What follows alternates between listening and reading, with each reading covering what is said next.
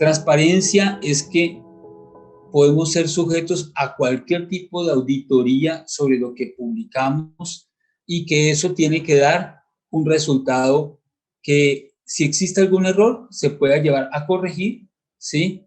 A corregir o a retirar el artículo posiblemente, pero basado en los principios que es honestidad de todos, la trazabilidad, o sea, la capacidad de repetir el proceso, a ver qué fue, si estuvo bien, y equidad, que las reglas son las mismas. Para revistas no existen autores pequeñitos, medianos y grandes, o sea, no existe estudiantes, profesores, senior y otros títulos, sino que autor se llama la persona que escribe el artículo, y el artículo pues tiene la misma publicidad o la misma palestra que cualquiera, dependiendo de los títulos que tenga y los pergaminos. Entonces esa parte se basa en la equidad.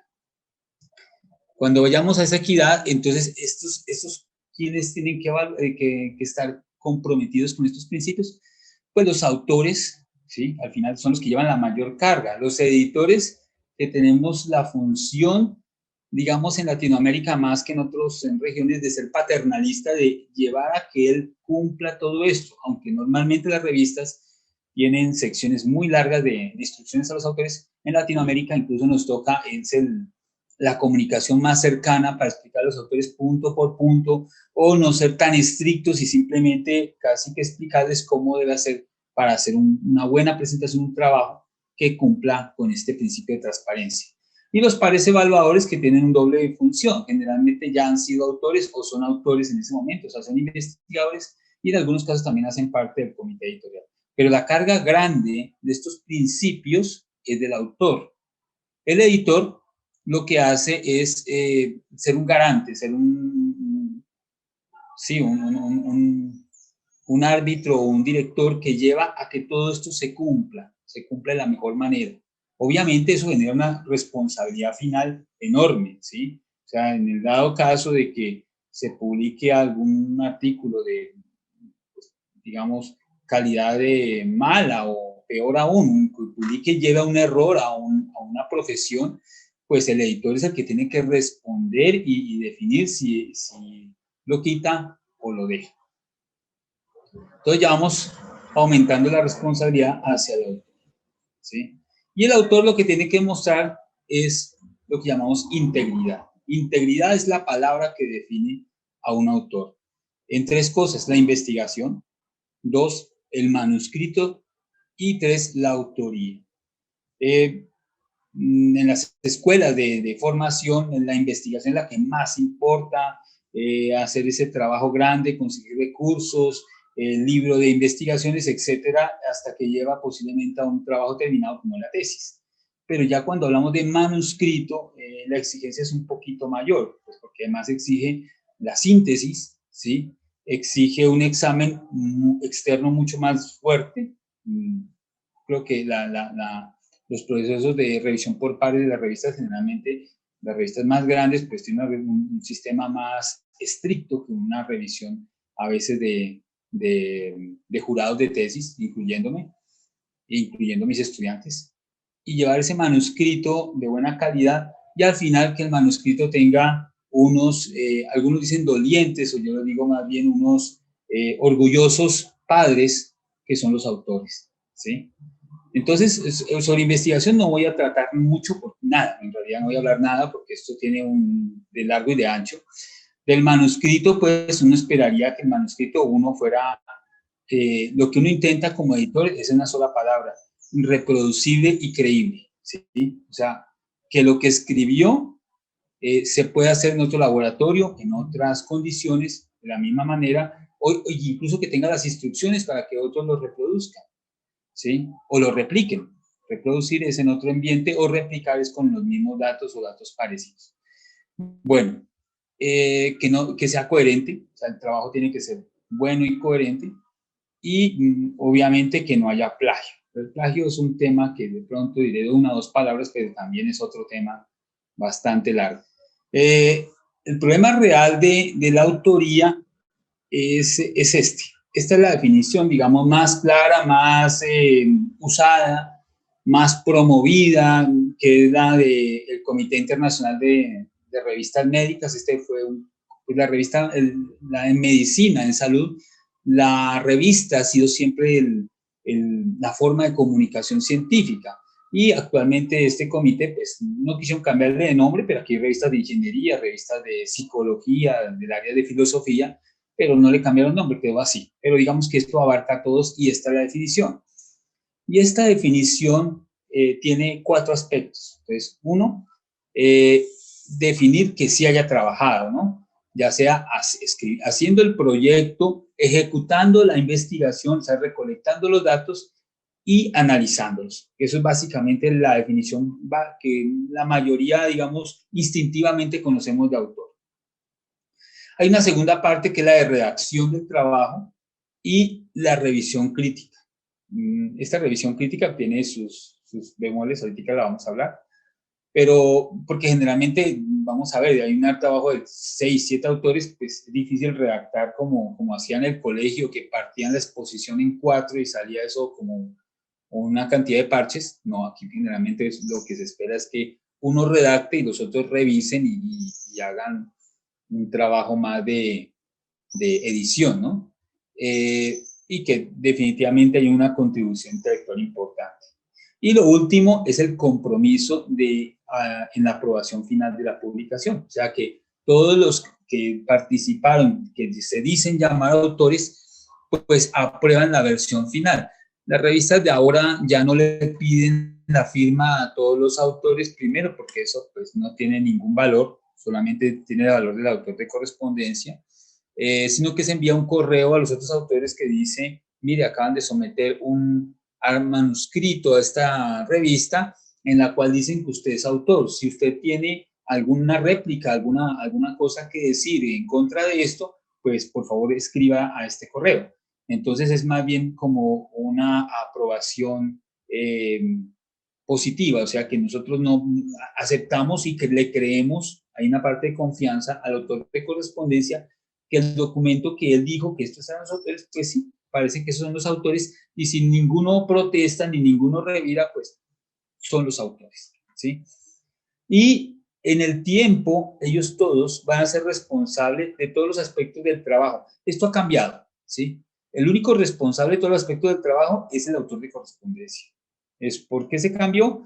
Porque hay investigaciones muy grandes, de más de 6, 7 experimentos o estudios multicéntricos, incluyendo pues países africanos, América Latina, Asia, y el autor de correspondencia no conoce sino Colombia, pero es el responsable, el que organizó el estudio, pues no puede responder plenamente por todos estos datos. Entonces, generalmente las revistas ahora mandan un formato, en el de Colombia Médica lo pueden descargar, está en español y en inglés, en el cual le preguntan a cada uno de los autores, ¿usted qué fue lo que hizo? Entonces, sobre lo que fue lo que hizo, esa carta es primero para verificar la autoría por parte del editor, y lo segundo, que cuando exista algún problema con el manuscrito, pues claro, uno llama al autor de correspondencia, pero también se le pide que llame a este autor, que es el que dijo que había escrito ese dato o que había obtenido ese dato y que había trabajado en él. Entonces, sí, en trabajos ya muy grandes no podemos pedir a todos los autores que respondan de manera completa por eso. Bueno, aquí entonces hacemos una primera pausa porque tenemos el primer problema. Definir autor es como definir cualquier otra cosa en ética, como definir, por ejemplo, algunos principios, por ejemplo, decirles honestidad. La principal honestidad, ¿qué es? No robar, definición básica. Pero, ¿qué significa robar? Y se lo voy a dar con un ejemplo. Yo hago mercado con mi hija desde que ella tiene 1 año. Ya tiene 12. Llevamos 12 años cada mes haciendo mercado. Y en cada mercado ella se come un banano. ¿Sí? Yo guardo la cáscara y la llevo a la caja y muestro y digo, la niña se come un banano. Hay cajeras que sonríen y dicen cortesía, otras se ríen y la tiran. Y hay unas que además de que me regañan, usted sabe que en este supermercado no se debe comer las cosas sin pagarlas. Sí, señora, tiene razón. Mea culpa, aunque lo voy a mea culpa, pero sin arrepentimiento, porque el próximo mes va a pasar. Y algunas incluso van y mandan el mensajero hasta donde están los bananos, quitan un banano de uno de los gajos que haya, lo pesan y me lo cobran, ¿sí? O sea, la falta que es comerse el banano tiene todo tipo de gama de interpretación del delito, por decirlo así, ¿sí? Delito comerse un banano. Entonces, ahí desde la interpretación de que un banano y una niña, eso no es nada, eso no, un banano, un gajo, no sé cuánto vale, 2.000, 3.000 pesos, espero no fallar como el exministro, no significa exactamente algo grave. Otros pesan la cáscara, otros regaño, otros, o sea, cada uno interpreta la falta y eso lleva a que tenga uno interpretaciones. Como es un banano y es una transacción comercial, pues realmente no tiene ningún problema en la trascendencia de eso. Pero autoría sí, ¿sí? Cuando definimos autoría y tenemos esta parte, comienza uno a tener problemas. ¿Por qué?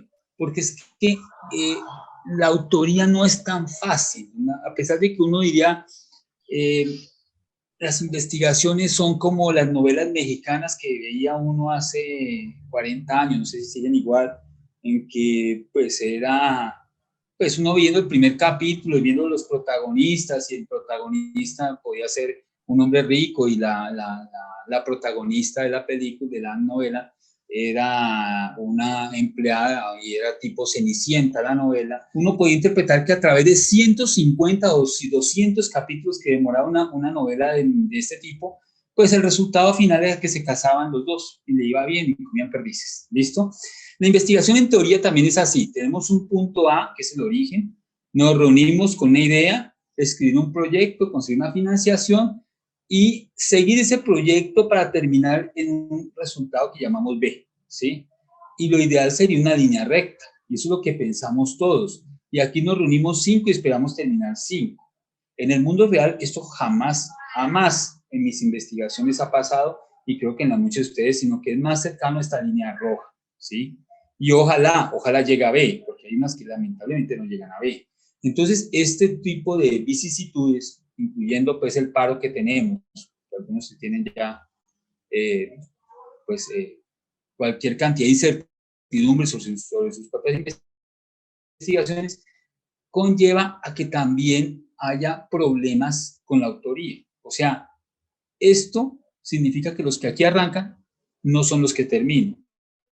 Aquí estos 5 prometieron y juraron investigar, y aquí los que terminaron y llegaron son otros 5, o de pronto son 10, o peor, son 1, ¿sí? Entonces, a pesar de que las investigaciones son predecibles, uno establece una hipótesis, una metodología, y lo que va a hacer es generalmente encontrar o comprar un resultado, el que hacer y el que hacer la investigación está totalmente escrito, la autoría no. ¿Por qué? Porque aquí va a pasar algo, comienza a ver que esto que les parecía fácil no era fácil. Necesitamos un asesor experto que nos ayudara a volver a resolver un punto grave que no pudimos resolver. Y eso incluye a que ese asesor experto termina siendo vertebral en la investigación y nos va a llevar a que posiblemente se configure como un autor. Y aquí uno de pronto de nuestros más entusiastas colaboradores que sacó la idea, que organizó, pues, que puso hasta el café, no vuelve a aparecer sino por aquí, ¿sí? Y eso pasa. Entonces, lo primero que les quiero decir es que le den valor a una cosa que se llama acuerdo de autores. Este acuerdo de autores yo les sugiero que lo hagan, 1, de manera verbal y 2, escrita. ¿Qué es verbal? Que cuando uno se reúne y dice, vamos a hacer esta investigación, vamos a conseguir estos fondos, y peor aún, cuando ya hay fondos, se defina una cantidad de cosas posibles de lo que va a ser la investigación. No es encontrar la cura del cáncer, no es encontrar nada así, es un aporte generalmente, un grano de arena, pero ese grano de arena puede significar unas invitaciones a unas conferencias. Entonces, si me invitan a una conferencia, puede suceder que todos quieran ser el conferencista, ¿sí? ¿Quién es el conferencista? de entrada uno debe establecer cómo van a definir quién es el conferencista. Puede pasar que con estas investigaciones multicéntricas, o no, multicéntricas no, interdisciplinarias, en la cual pues uno contribuya con un sociólogo, un filósofo, pues muy fácil, ¿no? Si es un congreso de filosofía, pues yo médico, por allá me costaría trabajo poder hacerme entender. Entonces, posiblemente el compañero de trabajo, el filósofo, tenga una mejor locución con ese público. Esa parte es fácil. Pero ¿qué pasa cuando hay premios? ¿Sí? Me presento en un congreso y hay un premio. Incluso le ganan un carro, no me ha pasado. Los premios que hemos obtenido, milagro, en los acuerdos que yo he firmado, decimos que cubran los gastos del que viajó, pues, por allá a presentar el trabajo. Pues, generalmente ahí termina empatando porque no son grandes premios, pero son representativos y son de mucho honor uno tener un premio. Pero entonces hay que decir eso, ¿no? ¿Quién va de autor de correspondencia y cómo se va a definir quién es el orden de los autores? Eso se llama el acuerdo de autores. Y en el acuerdo de autores también hay que hablar de cosas negativas. ¿Cuándo vamos a sacarlo a uno de ustedes? Eso pasa como en todo, como igual que cuando hacen grupos de investigación y los meten a Group Lab y después meten mucha gente y cuando dan a dar cuenta no colabora y si lo saca se pone bravo. Entonces eso hay que tener cuidado y hay que ser muy claros, un minuto rojo y no toda la vida pálido, para decirle entre todos, vea, si no trabajas no vas, ¿sí? O algo así, pero tienen que de alguna manera decirlo. Y eso en la Universidad del Valle o en todas las universidades está en el famoso acuerdo de propiedad intelectual, que debe firmarse en presencia del vicedecano de investigaciones y se guarda allá. Y cuando pasa estas novedades que uno de los posibles investigadores entusiastas abandonó el barco, pues ir allá y decir, mire, abandono el barco, por favor, borrémoslo con una carta, ojalá una carta escrita en el que diga, bueno, no sigo trabajando más, y eso es un documento que lleva a que se maneje de manera más dinámica ese documento. El documento no es un documento notarial de registro solamente y lo firmamos una sola vez, sino que sea dinámico y que ojalá en el tiempo, yo sé que no pasa todavía, pero que al final los que estén al final sean los que sí son, pero porque haya sido revisado constantemente por el director de la investigación. Entonces, esa es la primera recomendación, el famoso acuerdo de autores, y como le digo, ese acuerdo de caballeros, y también las universidades pues facilitan ese trabajo. ¿Por qué? Porque si no tenemos los famosos problemas de autoría. Entonces, igual que con el banano, que les contaba, con los artículos pasa lo mismo, ¿sí? Desaparece todo el mundo y al final, cuando ya hay un tangible, que es el manuscrito final, ojalá la publicación, tenemos cualquier cantidad de cosas. Las más frecuentes, la más frecuente, Colombia Médica, el autor fantasma. Y no es porque existe el autor fantasma, sino porque ni siquiera saben llenar el metadatos del envío del manuscrito a una revista. Entonces, colocan solamente el nombre del que la está diligenciando y se le olvida a los otros 4 o 5 autores o no vio cómo se colocaban y dicen, como está en el artículo, en el manuscrito, pues van. Muchas revistas no aceptan eso y les piden que rápidamente dirima ese problema entre el manuscrito y el que llamamos metadatos, o sea, la información que llenan al inscribir el artículo de la revista. Esa es la forma más frecuente de autor fantasma y generalmente se debe más a una posición de buñuelo, de novato en llenar estos documentos, más no en una realmente malicia o alguna otra interés invencible. Entonces, ese autor fantasma generalmente no tiene casi discusiones fáciles de solucionar en las fases iniciales de la investigación, perdón, de la publicación. El autor honorario sí ya es otro problema. El autor honorario generalmente ocurre en grupos grandes, en los cuales cuando ya sacaron un producto, dicen, bueno, y coloquemos a este y a este otro, y uno dice, bueno, yo ese no los conozco, digamos que sea preséntemelo para colocar un artículo. Entonces, y hay presiones que no, de producto no son las más debidas para colocarlos, ¿sí? Y a pesar de que existe, como les decía yo, esa definición, uno tiene que tener un poquito de carácter. Aquí, ¿quién es el que debe tener más carácter? El director del grupo de investigación. Mostrar carisma, mostrar un poquito de templanza y gallardía. O sea, esas son las características que necesita un director de grupo de investigación, el cual diga, mire, en este trabajo ni siquiera yo merezco porque yo realmente no hice nada. Yo pues le firmé unas cartas de director de grupo, pero realmente ni siquiera conozco el tema. No me coloque, incluso mi hoja de vida se ve rara con un artículo, por ejemplo, qué sé yo, de química pura. Yo de química pura no tengo ni idea. Entonces hay que tener en cuenta eso. Pero se requiere, como le digo, acudir a los valores de todos, especialmente los directores de investigación. Porque si no, venimos al otro problema, que es una disputa de los autores, ¿sí? Y se presenta, sí. Disputa de autores hemos tenido de todo tipo, la mayoría en buenos términos, en las cuales los autores, escribe un autor y dice, no estoy de acuerdo con el manuscrito que enviaron, toca llamarlos, ver qué pasa, y definitivamente si no están de acuerdo, pues obviamente el artículo no puede seguir. En ocasiones piden retirar autores, sí, ha pasado, eh, mandan el manuscrito y después cuando hace la comprobación o ellos mismos en mitad del proceso dicen, por favor, retire este autor, incluso coloque a este, incluso lo cambien. Todo eso se puede evaluar. O sea, lo importante, ojalá no sucediera, pero sucede, ¿no? Sucede en todo el mundo y hay procedimientos para revisarlo por parte de la revista.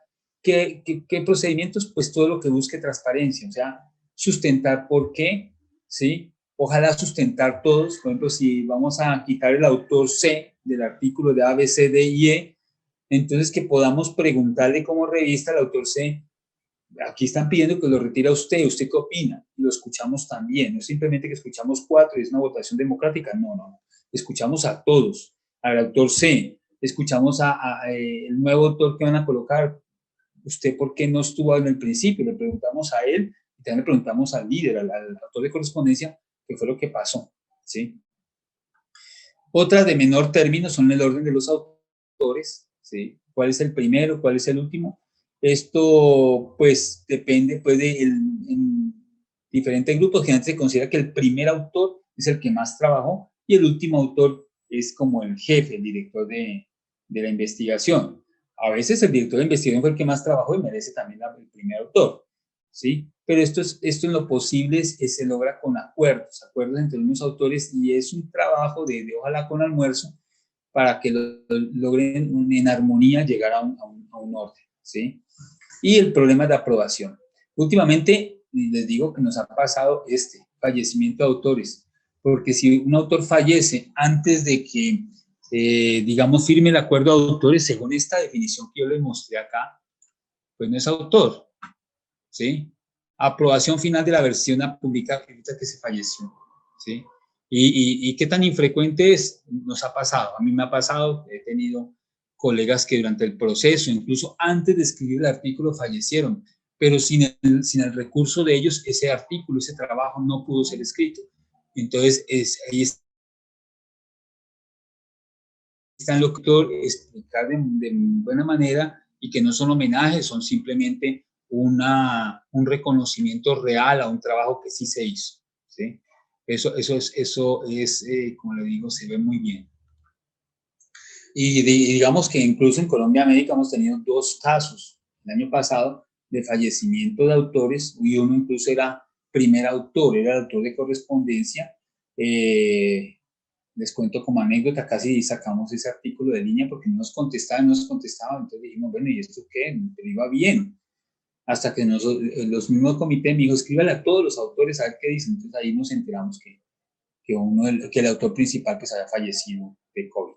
Y en otro caso era el trabajo de tesis de un estudiante de doctorado y también tuvimos el mismo problema, ¿sí? Ahí nos enteramos que falleció, fue porque nos contactó el mismo programa de doctorado y nos dijo que en qué pasa el proceso iba y unas preguntas que tocó preguntar, bueno, ¿y por qué nos preguntan eso? Y entonces ya con la noticia, pues, pudimos colocar.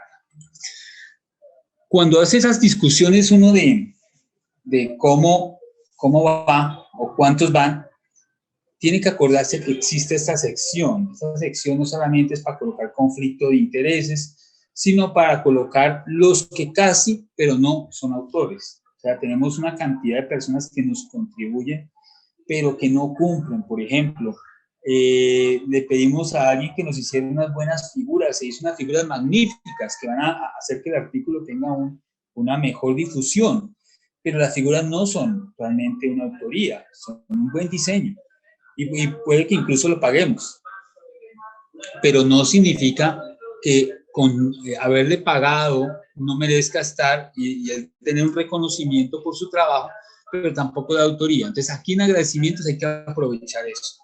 Es bueno, por ejemplo, para los diseñadores gráficos que hacen ahorita unas figuras fantásticas, tener esta nota de agradecimientos porque a ellos les sirve como carta de presentación de su trabajo. Mire, mi trabajo, yo hice estas figuras, generalmente no las pueden firmar como esta, y fue publicada en este artículo, y cómo sé que sí es cierto que es mía, pues mira, aquí está, en el agradecimiento aparezco yo. Y lo mismo los traductores, algunos correctores amigos que hacen un trabajo pues necesario, pero no suficiente para ser autor, ¿sí? Bueno, entonces esa es la otra recomendación. La primera que habíamos hablado era el acuerdo de autores y segundo, agradecimientos. Aprendan a usar esta sección como hacen los ciclistas antiguos, que ellos eran lo primero que hacían con la falta de aliento era el agradecimiento.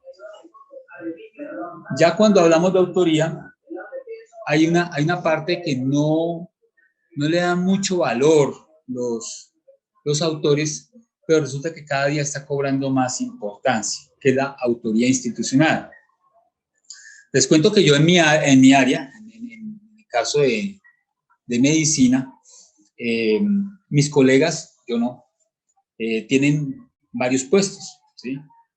Trabajan en una, dos clínicas, una, dos universidades, y cuando van a colocarle autoría, entonces piensan que eso es como la hoja de vida, y entre más muestres mejor. Entonces colocan las dos instituciones donde dan clase, el hospital público, la clínica privada, y aparece casi 4 instituciones de autoría. Pero va uno a ver la realidad moralmente, ¿dónde se hizo la investigación?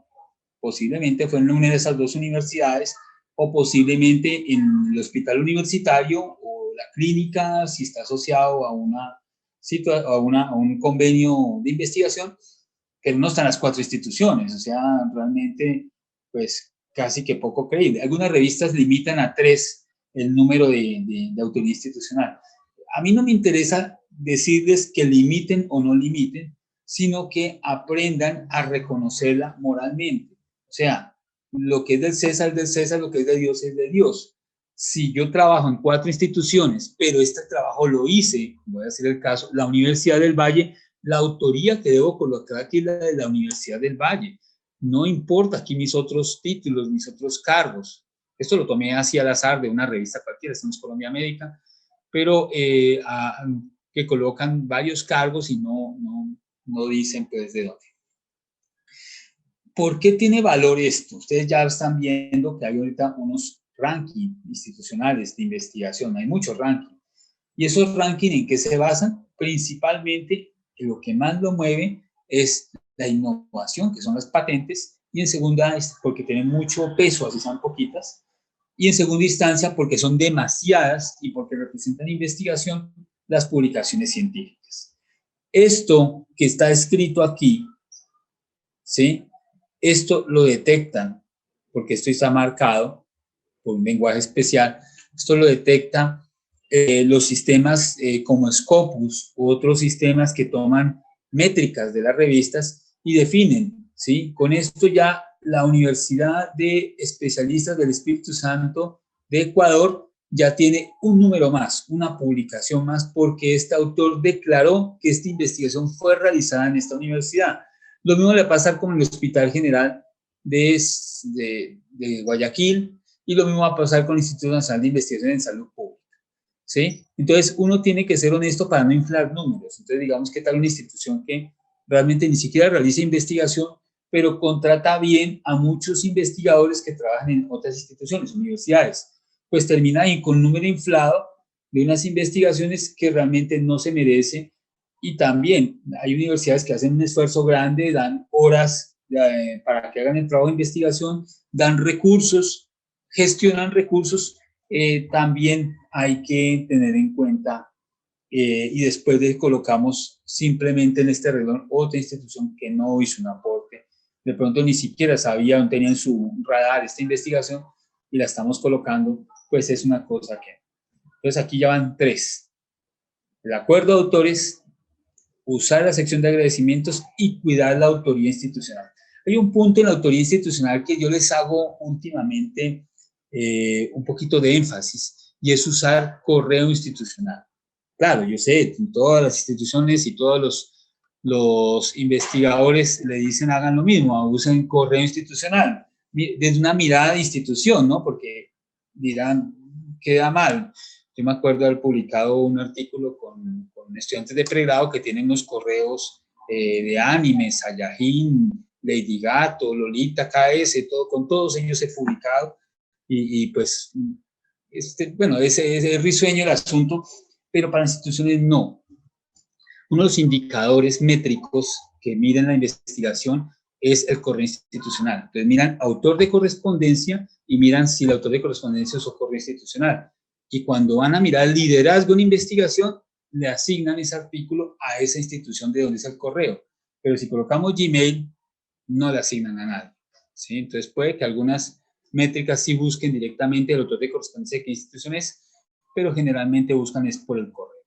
Pero hay otras cosas favorables de usar un correo institucional. Los correos institucionales tienen mejores filtros contra spam, y no hay nada más harto cuando se publica un buen artículo, que es la cantidad de solicitudes de revistas predadoras, de editoriales de dudosa calidad, que le dicen publique, mande este artículo, y llegan a ser desesperantes. O sea, estamos hablando de 10, 14 artículos de correos diarios que los correos institucionales permiten, o que ellos fácilmente detectan este tipo de spam y los filtran. Entonces, esa es otra cualidad por la cual yo los invito a usar el correo institucional. ¿Qué pasa si hay errores? Pasan errores, o sea, con todo esto que hemos hablado va a pasar que se filtran errores. Errores pequeños, por ejemplo, faltó la institución, ¿sí? Puede pasar, por alguna razón no se la colocaron, por alguna razón hay un olvido, por más que uno le pida al autor que revise la última versión, pasa eso, le colocaron mal el nombre, o como dijimos, llega un momento en que se hizo la verificación y hay un autor que hay que sacar y otro que meter. Eso se corrige con un método que se llama la fe de ratas, que es un artículo que en este momento pues es mucho más manejable, porque se conecta directamente al artículo original, se le coloca un enlace y quedan los dos conectados. O sea, si ustedes buscan por internet y encuentran la fe de ratas, o si buscan por el artículo original, encuentran la fe de ratas, la misma cosa. O sea que existe la corrección, se deja el error y se muestra la corrección, ¿sí? Eso se hace para casos pequeños, como el caso de las autorías, el caso de las autorías institucionales, o algún dato muy pequeño que no trasciende el documento final. Y tenemos una forma un poquito más severa, que es la retractación. La retractación es colocarle un letrero al manuscrito en el PDF que se dice artículo retractado en rojo, grande, y significa que el artículo sí estaba, pero estamos diciendo no lo reconoce de aquí en adelante la revista ni la comunidad científica. Un artículo retractado ya no lo reconoce la comunidad científica, pero hay que dejarlo, no hay que dejar el hueco. Se muestra que el artículo se reconoció, pasó todos los filtros, llegó a ser publicado, pero en algún momento, por alguna situación, tuvo que ser retirado. La retractación no siempre significa pues una condena a los autores. Casi el 55% de los artículos retractados corresponden a errores más bien científicos. Por ejemplo, hay un error en algunos datos, o al hacer un análisis estadístico se encontró que el resultado era completamente diferente. Hay unas cartas al editor que dicen eso, y pues llaman al autor, y al reconocer que sí existe eso, pues la mejor opción es de común acuerdo entre el editor y el autor retractarlo, y se explica por qué. O sea, eso es un mecanismo que no lleva a la condena. Los editores no somos jueces ni somos ningún sistema penal acusatorio.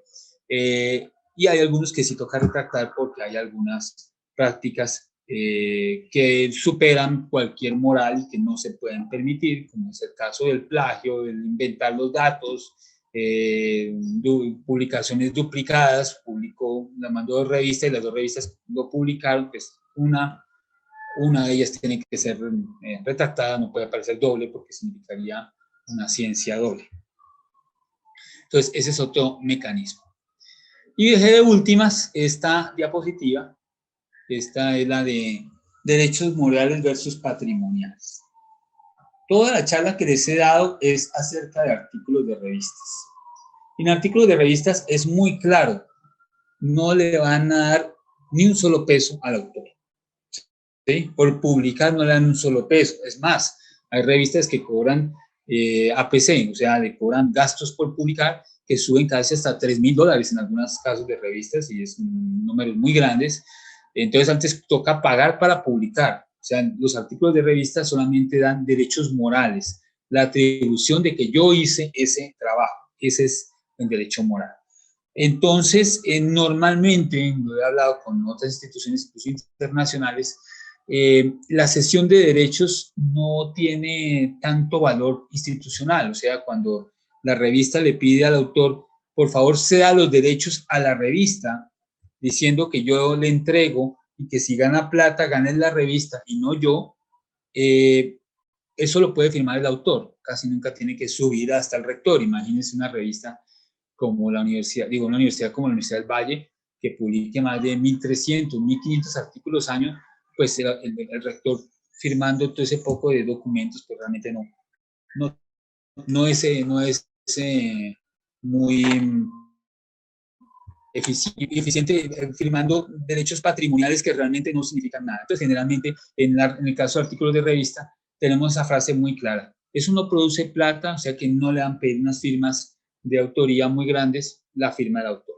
Los libros sí, a pesar de que esta charla es más hacia autoría de artículos de revista, yo quiero llamar la atención que los libros sí generan unas ganancias. ¿Por qué?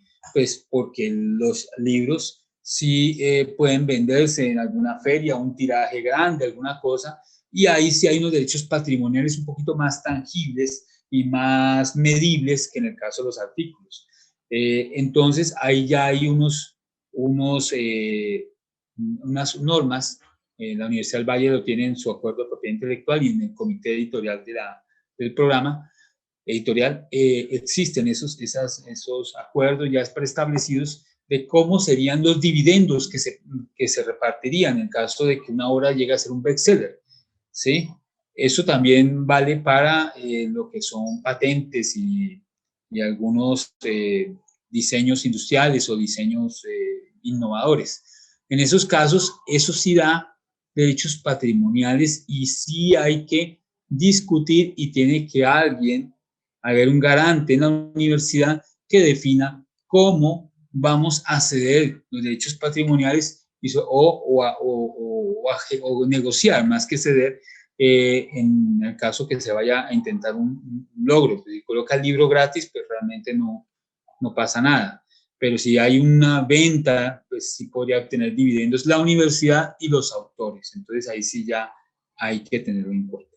Entonces, resumiendo esta diapositiva que tiene 4 renglones, los artículos no generan derechos patrimoniales porque difícilmente a alguien le pagan por publicar.